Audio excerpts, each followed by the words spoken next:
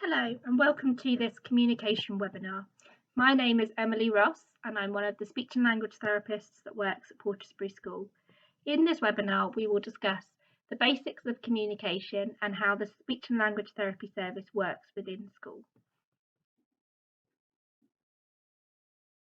At school, the speech and language therapy team consists of two speech and language therapists, Emily and Kirsty, and one speech and language therapy assistant who works under the guidance of the speech and language therapists. Our speech and language therapy assistant goes into classes and supports students with their SALT targets, as well as supporting class teams with implementing and embedding our targets throughout the school day. Both of the therapists are trained in dysphagia, this is eating and drinking difficulties, as well as communication. We support students by setting targets, doing assessments, and running groups to work on specific targets. Occasionally, we get support in from a specialist in alternative and augmentative communication.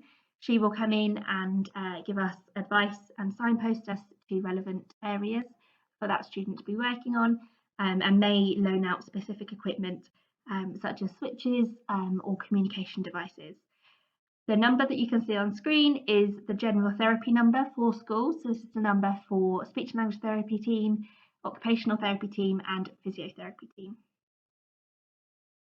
Communication is a key skill for our students to learn, and it's essential for their learning. Students at the school need those around them to be helping them to facilitate their communication skills. This can be school staff, speech and language therapists, siblings, parents, grandparents, anybody that comes into contact with our students can be helping to facilitate their communication skills. And within the school, we use a wide range of different communication methods that mean that our children are able to express themselves in the best way possible. So, in this slide, we're going to go through the different foundations of communication development. As you can see, there's lots of different building blocks here. So we're going to kind of go through some of those key areas that need to kind of develop first, or like kind of building blocks, and kind of hope that this helps you to understand the range of different things that we work on within the school setting. So, our first couple of areas. So we need to make sure that our students have something that they are motivated to communicate about. So in a younger child, this would be something like they want a biscuit, or they're tired and they want to tell you about that. Our students also need to make sure that we need to make sure that we're giving our students a range of different experiences for them to be able to communicate about. If they're always doing the same routine, then there's that new stuff to be talking about. If you think about your conversations that you may have with your family members, when we come home from a day at work, for example, we're telling those around us about the experiences that we've had that day, and it's the same for our students. The environment. So this is one of the key areas that we need to kind of be working on. And in school, we are a total communication environment. This means that we will use a range of different communication methods, and we will place emphasis on all of those different ways of communicating. And obviously interaction is a really key part of communication, because it's that's one of those really early skills that develops. So moving on to the next kind of block, we have cognitive and play skills. So play skills are really important for our students when they're learning to develop their language. There's some research out there that says that students will learn things much quicker if it's through play, and there's lots of different papers that refer to a child's work as being play. And there's lots of different stages of play. So initially, a younger child will start to bang blocks together potentially. They might be doing lots of exploratory play. So they get an object and they're putting it in their mouth. They're trying to get an understanding of that item. Then we move into more complex ideas of play. So symbolic play and pretend play. So we might have Dolly, and we're putting Dolly to sleep, or we're giving Dolly a banana.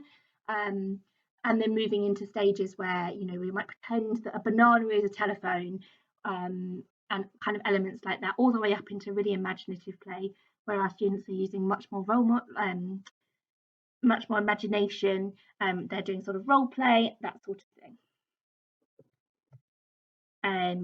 turn taking, eye contact, and joint attention. So these are skills that begin to develop really early on in young children. If you think about a young child and how quickly we may begin to do something like peekaboo with them, this is starting to encourage some of that turn taking skills. Students and young children will use their eyes to help develop, help to show people what they want. So, you know, they might be looking at the toy that they really want that's behind your shoulder. You can notice where they're looking and then go and get that item. And that's one of the ways that very young children will begin to communicate and show us the things that they want. So gestures and pointing. So again, normally once we've kind of got some of those eye contact skills, we might start to get that point as well. Normally it's for food-based items, especially things that they might not be able to reach up in cupboards, cakes and things like that. Or if you put one of their favourite toys up on the shelf, they might be pointing to that item that they want. Obviously, gestures are things like waving as well, clapping, that sort of thing. And sometimes we will see these alongside some vocalizations and some single words as well. Listening and attention. So it's really important that for our students, when they're beginning to develop their understanding of language, that they're able to listen and attend to everything that is being said to them. So, for example, in young children, they might be listening to your conversation and picking up the key words that they understand. If you're talking about something that you might go and eat, or let's go and have a snack somewhere, those are the words that they might be picking up. And obviously, as we give longer and longer instructions, there's lots that we need to be listening and attending to make sure we get to the full picture. Understanding, so understanding of language always sort of develops before our expressive language. So in a younger child, they normally are able to understand quite a few more words before they begin to talk. So you might notice this with younger children. If you say, oh, we're going to go out today, they might start to look towards the door. Whereas at that point, they might not be using much spoken language. And it's the same for us. If you think about if we went over to a different country, for example, France, we might be able to understand a little bit more French than we're able to express ourselves. So then we start to get those words and sentences. So obviously for younger children, they start with very single words, then they move up to two words, and then quite quickly they'll be increasing their vocabulary and beginning to put quite simple sentences together. Those simple sentences might have grammatical errors in them and things like me play. They're missing out some of those little tiny words. That moves into the next area, which is the grammar and syntax. So obviously our students need to be using words before they're going to start to use those bits that make it more grammatical. And lots of our students we find will be using words that give most meaning. So we call these content words. So these are things that, you know, if you say make the sentence, the man is jumping, the actual key parts there to give some information to someone is man jumping, and all of the other little bits, we call them function words, aren't as important and they don't have as much meaning to a child, so they will often be omitted, especially for our students. And then the last area that we have is speech sounds. So obviously our students need to be using the words before we're able to have a look at their speech sounds. And typically the child needs to have fairly good attention skills to be able to work on their speech, as a lot of the work that we would do around speech is self-monitoring, listening to things that they're doing. Can they hear a difference between different sounds and all of those different areas? So what can we do to help? So the children at Portesbery School are not following a typical developmental pattern. So we need to support them to develop their communication skills. So we may have students that are talking in words and sentences, but actually some of those areas lower down in the pyramid aren't as well developed as they should be. So they're how much they're keen to interact with you, or their sort of eye contact, their turn taking, the gestures may not be as developed as we would hope that they would be. And for some of our students, they may need augmentative and alternative communication systems to help them communicate. So we'll go through a few different ones of those shortly. So AAC, so there's lots of different things here. As you can see, so things like gesture, facial expressions, pointing, eye pointing. So for some of our students, we may show them a couple of symbols and they look to the symbol that they want, because maybe their fine motor skills aren't good enough for them to point or indicate or press a switch. So we might be using eye pointing with them. The signing in school, we use a lot of Makaton because this is a simpler system for our students. For again, if they find making difficulties, we use a range of different symbols. As you probably see as you go around school, there's lots of different symbols, alphabet charts, message boards and word banks, photos, objects of reference, and voice output communication aids. So voice output communication aids are things similar to an iPad that you press a button and then it talks for you. So lots of our students will have a symbol-based version, but there are versions where it's just words, or you can do spelling versions as well.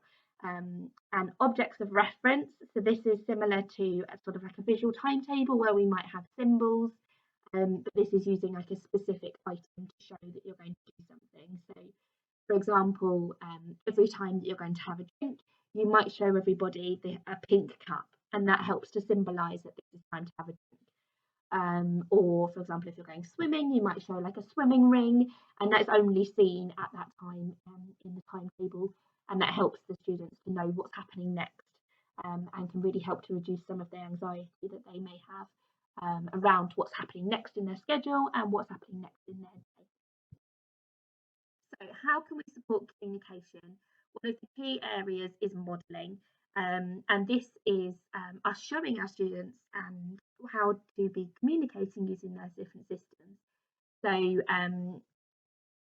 we expect our child to use their whatever method of communication that they are doing across a range of settings and situations, but we need to be showing them how to do that.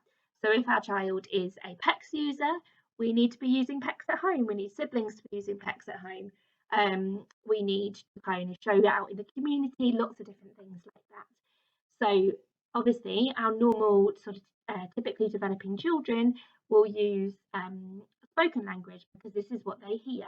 So for 1 year before they start talking, they are hearing people around them talking using spoken language. However, if we're going to give our students something different, so we're going to give them symbols or pictures, we need to show them how to do that as well. So there's a nice clip here, which you can click into if you want to, that just shows about that sort of aided language displays and why it's so important to model and show the students that we're placing value on their communication system and also showing them how to work it and that they can do different things with it. So I think this is quite an important quote, and it's something that normally hits the teaching staff quite a bit when I show them this in induction training.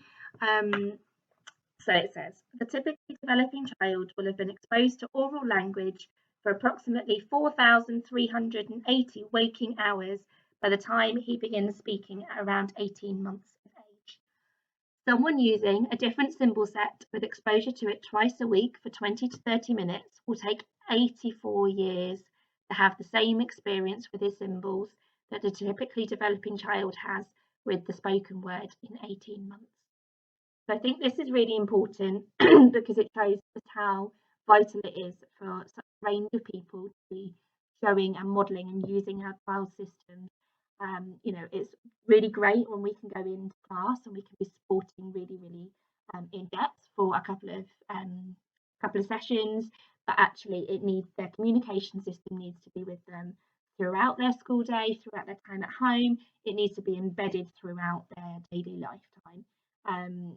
To ensure that actually they're going to get that exposure to their communication system and they're going to see those gains and we're going to see those improvements because this is quite a big fact there, and we want to make sure that our students are reaching their potential and able to communicate with us in the best ways as possible. So again, this is another really important thing. Lots of our students will maybe start using PECS, which is a picture exchange communication system. And this is a really great system for showing students how to initiate and request items. So it goes through a range of different stages and it's really sort of focused on initiating that conversation. But obviously, our conversations and our day-to-day discussions aren't just requests. We use a range of our language for a range of different things. So asking questions, making a variety of comments, maintaining a conversation, complaining, negotiating, expanding on things, expressing our opinions and our feelings, greeting people, telling stories, telling jokes. There's a lot of different things that we do with our language, and we obviously want to be making sure that our students are able to do as many of these different things as possible through whatever method of communication they are using. So now I'm going to go through some strategies and top tips that we can be using to support our children's communication, both within school and at home. So, like I've said before, we need to make sure that we are placing value on all types of communication and acknowledging all types of communication. So some of our students, they may have a voice output device, so something similar to an iPad, but they may also have some single words and some gestures. And we need to be using and supporting whatever method they're choosing to use at that time. If, for example, they were trying to say something and we couldn't understand it, they were quite unintelligible, we weren't sure what they were trying to say, we would obviously acknowledge that they're trying to tell us something, and we might direct them to another method of communication where they might be able to get their message across to us clearer. Some of our students, they will use lots of different things, lots of different modes of communication, and this can vary quite a lot, even within one school day or one afternoon at home, depending on how the child is feeling. If they're feeling tired, they might not be using as much spoken language. You might get a little bit more of a few points. Whereas if they're feeling really excited, might get lots more sort of vocalizations and words. And it really varies depending on the situation that the child is in and it's their mood as well. So we need to make sure that whatever communication system our children is using is available and accessible. So it's great if they've got a textbook or like some visual displays and things that are iPad or something, and they come home, but we want to make sure obviously that they are coming out of home, so they are being used, and our student is able to use them.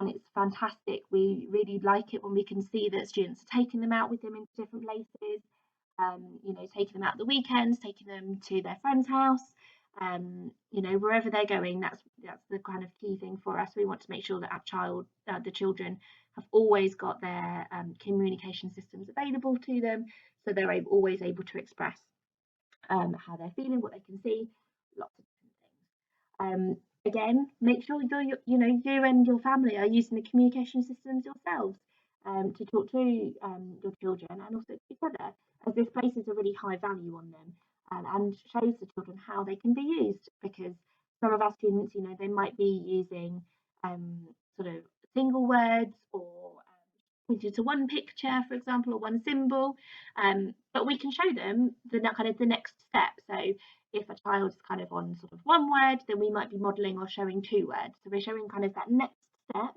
that there's achievable for them, but not sort of so far down the line that it's too much. And that's important to bear in mind across any type of communication system. We want to be showing that next little step that is achievable, but not too much. And if you're unsure about, how to use the child's communication system, please do contact us within the team. We're more than happy to meet with you within school and discuss how to work through that programme or that sort of method. Or, if your teacher is able to chat with you as well, if you're feeling comfortable with it, then obviously you're more likely to be modelling and using those systems yourself. So to support comprehension, so this is understanding of language, it's really important that we are saying less. So it can be really tricky to sometimes do this, and you quite quickly fall into a trap of using lots and lots of language. But actually, if we reduce the language level and we go really slow, we support what we are saying with visuals. So whether this is objects, photos, symbols, signs, anything, we want to make sure that that's supporting our message. So obviously if it's Makaton, we're just doing it on those keywords. That's going to really help our students to know what we're trying to get them to do, what we are trying to say to them. Just on that, using visual support, it's probably best to use one type of support, because if we use lots and lots of different things, then this can be overwhelming for the children, and they can find this a lot harder to process and understand, and also obviously being wary of students that may have visual impairments. Another quite important thing to bear in mind is that for some of our students, they may need have a processing time of up to 10 seconds, and this can be, as you know, this is quite a significant amount of time, and it's really important that we give them that the time that they need to process. If after those 10 seconds they're still not necessarily following the instruction that we've given, we might repeat that instruction using exactly the same wording. So if we may have said, Bob, stop, nothing's happening, Bob's still running around. After 10 seconds, we would say, Bob, stop. If after another 10 seconds he's still not stopped, then we might change the wording of our request, or use a different type of visual support to help get that message across. So top tips for helping to get some more expressive language. So we're going back to where we had that pyramid earlier, increasing the range of experiences. So taking our students and giving them lots of different things to be talking about. So they've got a range of different things they might be interested or motivated to start communicating about. Which links into the next point of give me something to communicate about. If our child is kind of just sat, not really doing much, then you know, they've not got those things to be communicating about. If they're having a great time and they're playing with some pretend animals, for example, then they might be pretending to make those noises. Interaction and play are really key, as well as modelling how to communicate, showing the children, you know, how to communicate, what their different methods, giving them the tools to communicate, so making sure that they've got their communication methods accessible, giving them lots of opportunities, acknowledging all of their attempts to communicate, and listening to the students as well. So, like I said before, we are a total communication environment at school, and you can see on this page a range of the different items that we might use. So I'm just going to talk through some of these. So we've got visual timetables, we've got pictures, we've got symbols, Makaton signs, we've got switches at the top. That big red button is a switch, so if you press it, it might have a recorded message on there. Obviously words. In the top right corner, we've got some aided language displays, and communication books.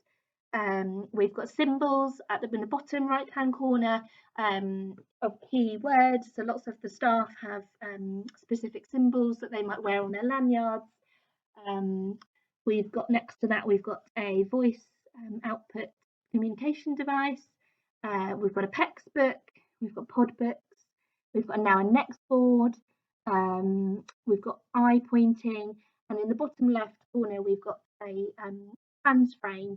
So this is for our students that would be using eye pointing. So in the middle of that, if you can see, it's clear, so you can look and see exactly which area the child is looking at, so you can then give them that choice appropriately. Now we're going to move on to the balance model, and this is the approach that we work within for the speech and language therapy team, and this helps to inform the service and how we work with all of the students and staff across school. So as you can see, training and development is a key area, and this is training and development for both the therapy team, so making sure that we're going on relevant courses and keeping our knowledge up to date with the new evidence and approaches that may be researched, as well as providing training and development for school staff who are working with your students and your children on a day-to-day basis.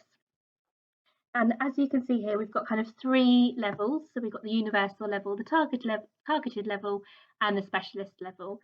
So we provide therapy for all students who have direct speech and language therapy mentioned in their EHCP, as well as completing statutory assessments for students who are going forward for an EHCP. We also see all students underneath the universal package provided within the school. So now we're going to go through the universal support. So all students within school receive the universal package, and this is us providing regular liaison with school staff to ensure that all communication needs are met throughout the school day, as well as providing advice, signposting and modelling of relevant tools, strategies and resources to support functional communication throughout the day. And school staff know how to come and contact us if they have any issues. We quite often get staff come in on their PPA and have a quick chat with us about a specific student and about their communication, kind of saying we're at this stage, where do we go next? Or we've been working on PECs for a long time and we're not necessarily seeing the progress that we want to. What else should we try? So we may then from that go and observe that child, or we may be able to give sort of advice straight away. And then it might be a case of some modelling of that sort of approach. We like to try and spend time in each class to ensure that all of the communication strategies are in place and they're supporting the development of communication. So sometimes this can be us going out on educational visits with the class to see that the communication strategies that they're using within the school setting are also applying to external places and into the community. And occasionally from this time in class, we may come away and think, right, here's a specific tool or communication device or aid that we think would be really beneficial for this class. We go away, we make it, and then we give it to that class. So recently an example has been around rebound therapy. So we observed a class that was going to rebound and thought there's a bit of a gap in them being able to communicate about the rebound therapy. So then I've gone away and made a topic board using lots of different symbols that remains in the rebound sessions, allowing students to communicate how they're feeling within those sessions. We also facilitate communication target setting with the class teacher as required, and run on a rolling timetable induction training for new staff. The next level up from universal is the targeted approach. So this would be when we begin to run some group sessions with students focusing on their language and communication skills, where we might model specific interventions to school staff. So this might be things like intensive interaction, PECs, modelling how to use the devices, a communication book, lots of different things like that. And also providing staff training on relevant topics. So as a team this term, we've started to go and be involved with some of the class teams team meetings to discuss a specific approach and give that class team some more sort of in-depth training on a particular approach that might be really pertinent to their class. And then the last area that under kind of the smallest bit is the specialist input. So this will be things like the really detailed assessments needed for statutory assessment or EHCP contributions, doing one-to-one or group sessions targeting specific speech and language skills. This will be any support or assessments or advice needed to support students with eating and drinking difficulties. So the dysphagia element that I mentioned at the start of the presentation that is impacting the safety of their swallow. Implementing augmentative and alternative communication systems. So if a student gets a new eye gaze device, for example, this would take up some of our time to support the staff to ensure that they know how to edit the grids, make sure that they can add on relevant information and personalise that to that student as well. And again, providing lots of input to the staff on relevant topics as required and agreed with the senior leadership team. So I think that takes our presentation to the end. We are always happy to receive questions or be contacted by parents. So again, I'll give you that number for the direct therapy office, which is 01252 838 646. I hope this has been really helpful, And thank you for listening.